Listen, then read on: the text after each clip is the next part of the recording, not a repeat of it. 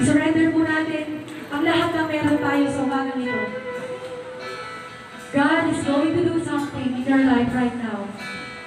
Kapatid, maging handa ka lamang sa umagang ito. Hallelujah. Yes, Lord, your Holy Spirit, Lord God. I-welcome namin sa umagang ito.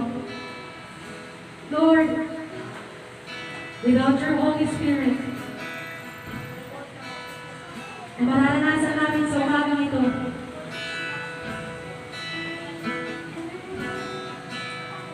sa umagang ito, dakilang Diyos, nagpapakumbaba ang bawat isa sa amin. And we welcome you, Holy Spirit, in our hearts right now. We welcome you, Holy Spirit, in this place.